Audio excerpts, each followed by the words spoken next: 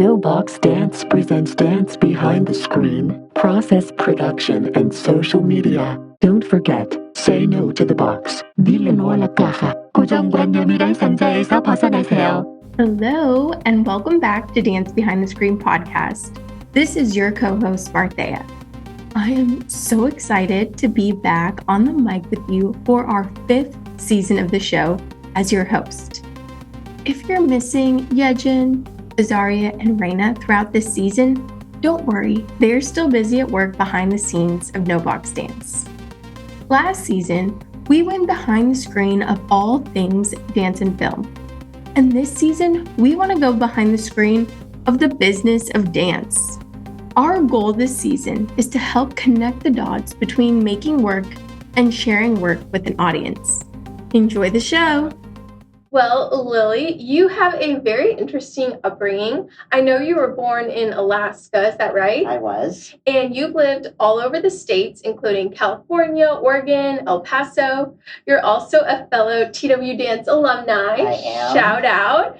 And you have had an illustrious career as an arts educator. But for our conversation today, I want to jump forward a bit in your story. And I'm wondering if you can walk us through your career, starting as the dance program coordinator for Booker T. Okay. What is totally inspiring are the students at Booker T. And the reason I say that is their energy and their synergy and their ability to be real and authentic is absolutely inspiring. There are risks taken, but they don't even know that they're taking risks. It's inherent in who they are and the environment. And they don't ask why, they just move in terms of dancers. As a chair of the department, it was my job to hire the best I could of the faculty. And we had the equivalent of 7 contract faculty, but I also hired consultants, teachers who would come in and teach part-time, maybe 1 class every other day, or maybe 2 classes. I also am huge on collaboration and guest classes. So whether that's a guest teacher that's coming into town through Titus, or I actually hire them to come in and do a workshop for the students. I additionally like to bring in professional choreographers to work with the students because that's their laboratory. To back it up a bit for our listeners, we have listeners from all over the world. Mm-hmm. What is Booker T. Washington? Okay. Booker T. Washington High School for the Performing and Visual Arts originally was a school in Dallas ISD that opened in 1922. Now, that wasn't the first day of Booker T. Washington High School. It was the first day in the new building that was designed for them at 2501 Flora Street, which is where they are now. Okay. And they just celebrated, the school just celebrated their centennial anniversary. 100 years of the original Booker T. Washington High School and Booker T. Washington High School for the Performing and Visual Arts. Booker T. Washington High School for the Performing and Visual Arts is 45 years. Wow. And Booker T. Washington High School in that building was 55 years. So it has a very rich history here in Dallas. Absolutely. And part of the reason it has a rich history, it was the first school in Dallas ISD where African American students were able to go to school. Oh, I didn't know that. That's the only place How that they could important go. They were it still bussed exists. in, from all neighborhoods. And then there was a second school that opened. But again, it was in a time period that segregation was real. And it wasn't until the magnet school system started in Dallas ISD from a court order on desegregation. And it was a court order that was governed by Judge Barefoot Sanders. And so what drew you then to Booker T? Well, I originally started teaching after I graduated from Texas Women's University. You went to Houston, right? I did. I was at Houston. That's correct. Okay. And so I was hired at the high school for performing and visual arts, and I was in the dance department. There were only 2 full-time faculty, the head of the department and myself. Okay. And my husband was in graduate school. He was willing to switch. We didn't get married until that first year, but he was willing to switch to Houston and do his graduate work at the University of Houston. Okay. And because he was willing to do that, and because I was sold on performing in visual arts high schools, I said, you have one other choice if you want to stay in Texas. That's Dallas, when he was looking for a job. Okay. And he's a native Dallasite. Okay, so he's originally from here. And then what brought you to Booker T? Was there just a job opening? There was. Okay. It is what it is. It honestly, at the end of the day, all of our networking ties in. We never know when that's going to happen. The head of the department at Houston High School for Performing and Visual Arts, she was a colleague of the head of the department at Booker T. Washington. Okay. Now, the reason she's a colleague is they used to work together at the University of Houston. Oh, wow. In the dance department. And Mary Martha Lappy, who is, again, an incredible legacy in the state of Texas in her field, she had called Roseanne Cox and she said, you need to quit. I know you're adjunct at TWU. You need to go. You need to interview with Paul Baker. This is where you need to be. So Roseanne wasn't convinced that that is where she needed to be. But when she interviewed with Paul Baker, she loved his philosophy and she thought, you know what? Mary Martha's right. This is where I need to be. The beauty of it is Paul Baker really allowed us to be risk takers. Like how so? How so is he let us decide what the curriculum was going to be. So you would build the curriculum. Absolutely. And we experimented. So sometimes we were saying the kids don't have enough ballet. So we'd experiment with how many days a week that they needed ballet. We experimented with how many days a week that they needed modern dance as well.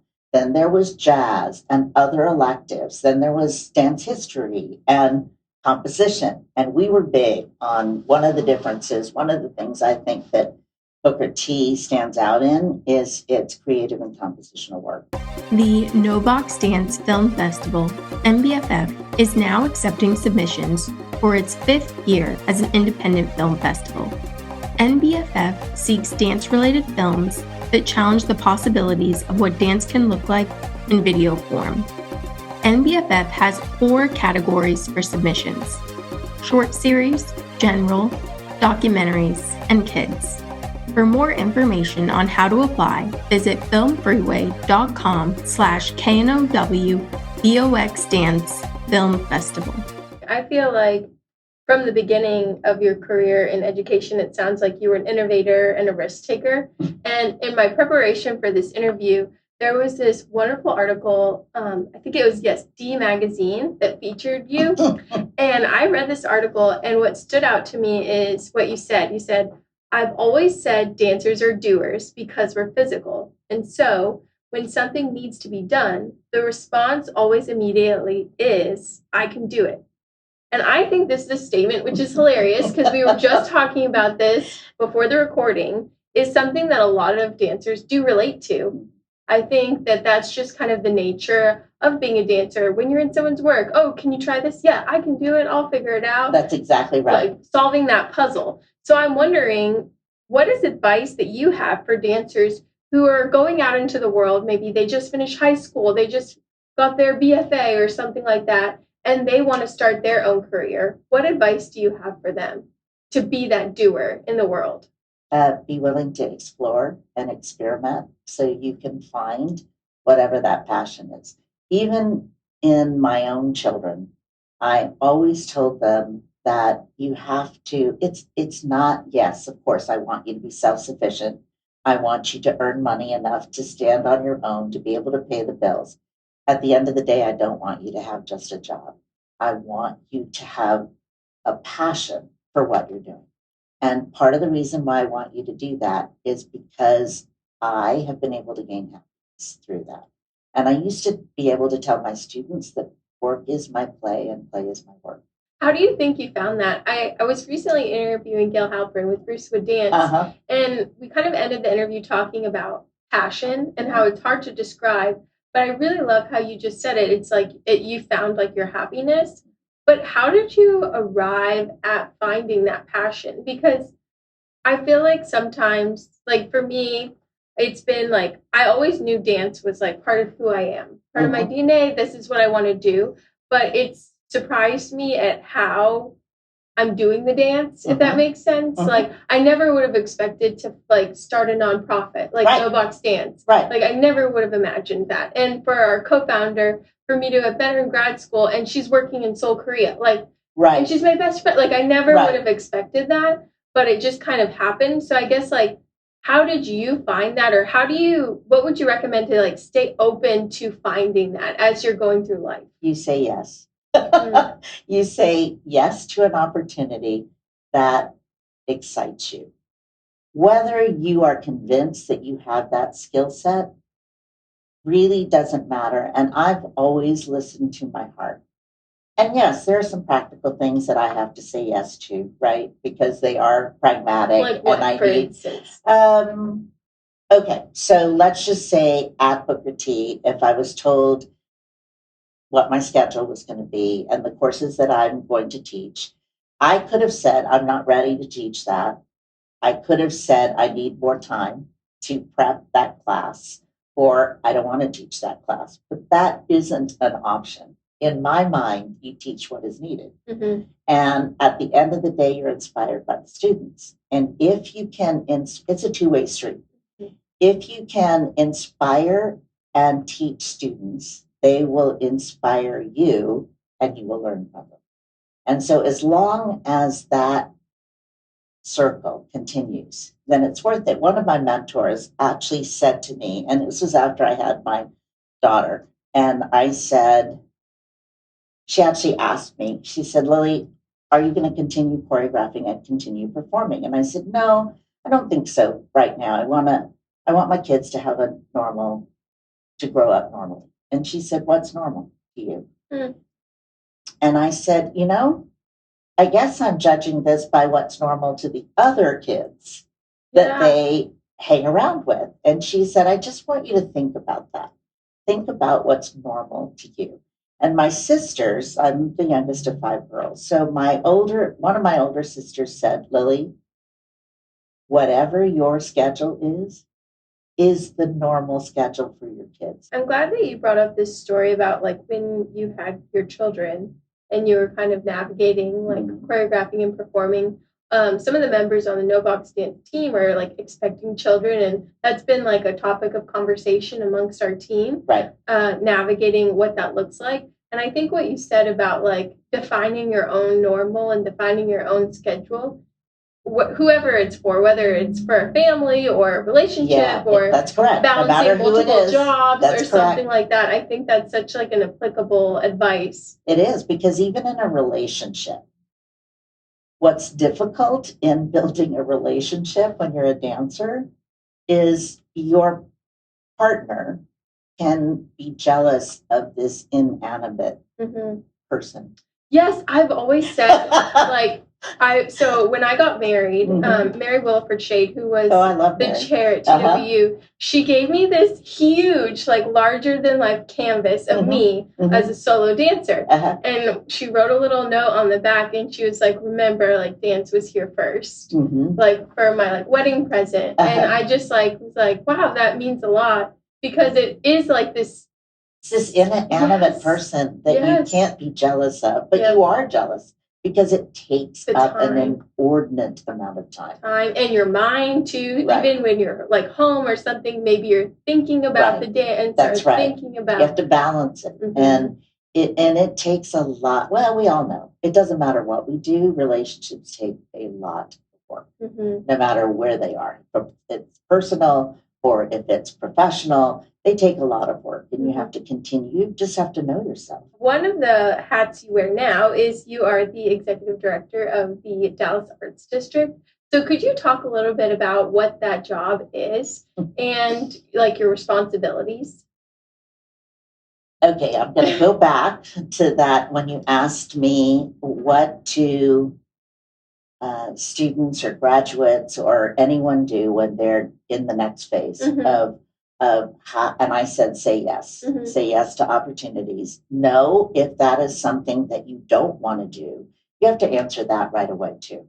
And again, I lead with my heart. Sometimes that is my nemesis and not my necessarily strong suit. But over the years, what I've learned is if I know passionately that I'm not going to pursue what the question is, then I usually say that's not it for me at this particular time. That's how you define the no. That's how I define the no. That's helpful to hear. And so when the Arts District Board, a couple of members had called me and said, Lily, we really are interested in having you put your name in the hat for Executive Director of Dallas Arts District.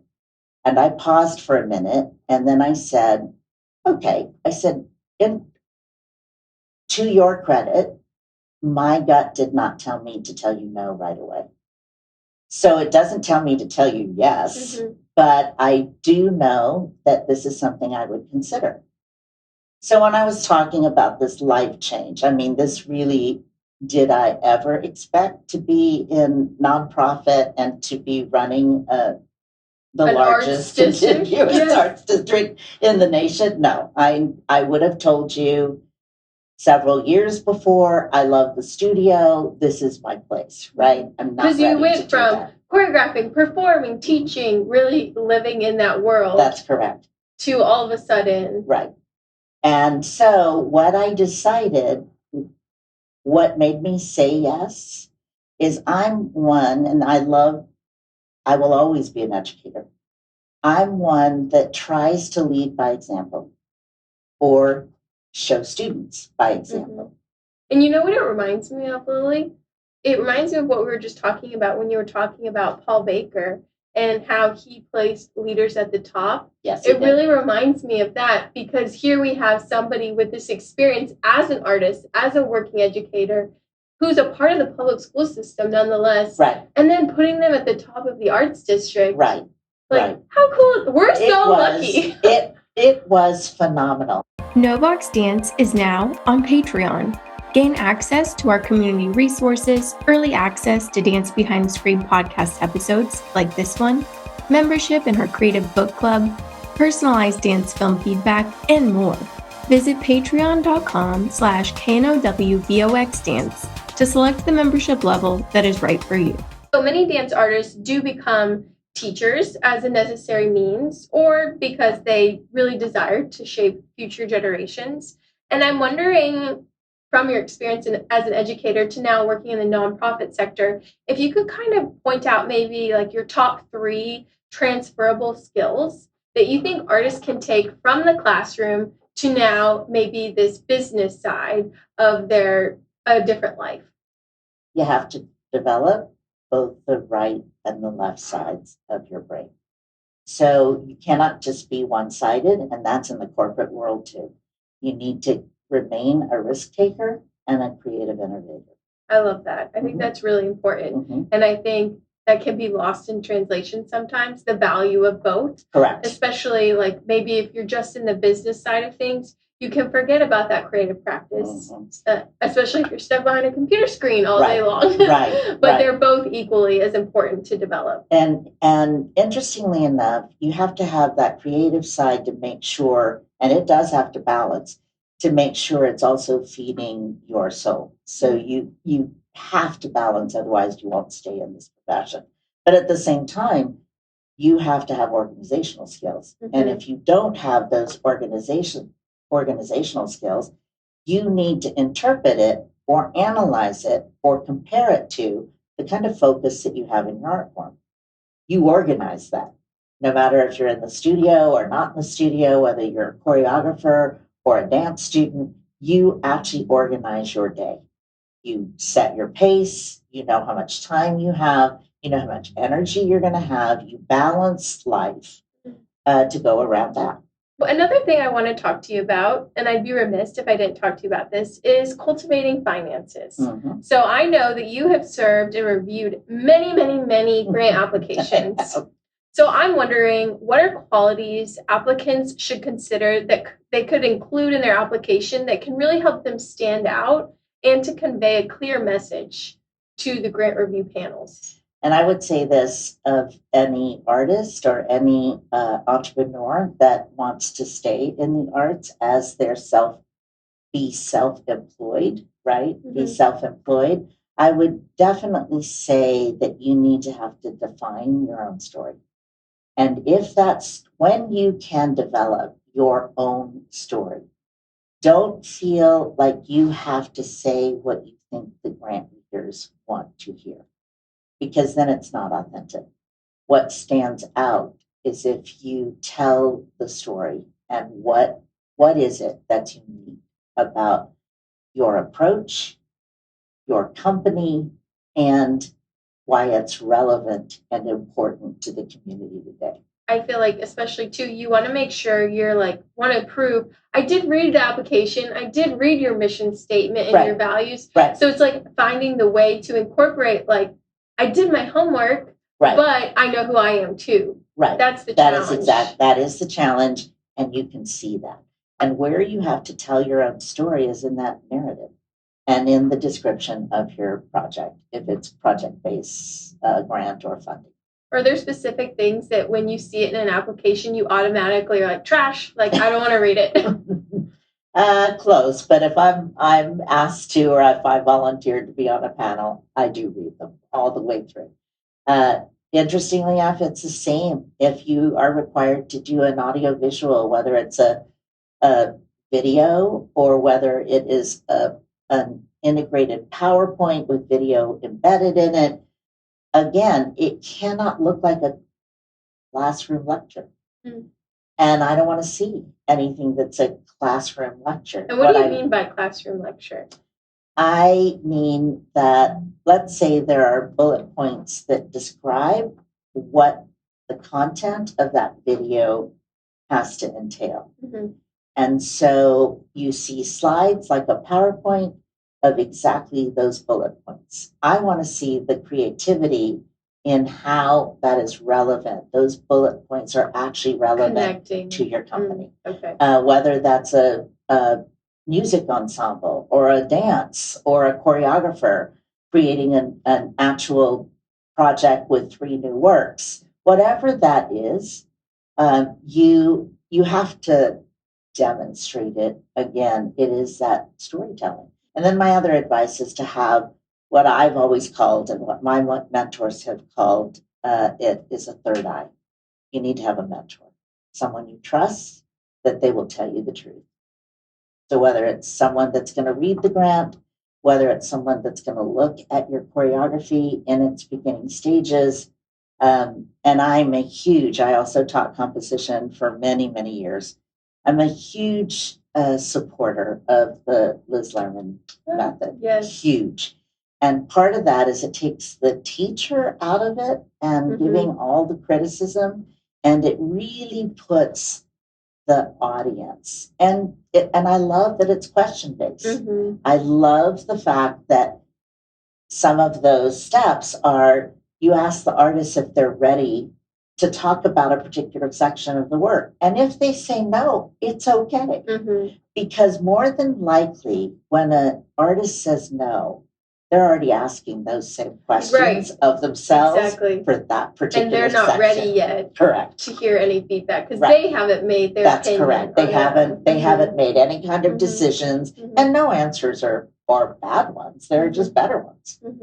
That's a great idea to consider bringing in Liz Lerman's. I think it's like critical feedback or something like that. Yes, we've had her on the show, but that would be really great to use that strategy to apply for funding. You just talked about being a leader in the arts, and I think that that's something that all artists, I hope, strive to be, because as you said, I feel like our form might not exist if we aren't there to advocate for it and the relevance and the importance of the work we're doing or the work of our community, the work of our organizations and whatnot.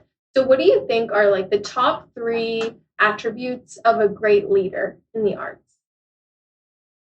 Collaboration's number one in my book. And to be a collaborator, you have to be a great listener, and you have to have an opinion. And in order to make that collaboration work, whether it's two organizations or two artists that are coming together, or it's 7 artists that are coming together, it's the same process. And you have to give and take. And I have a demonstrative personality. So, and I'm also really boisterous and I talk a lot. And so that's a skill I had to really work on. Is not that awareness. Not get so excited that I want to blurt it out. You gotta listen first, because sometimes other people are that excited too.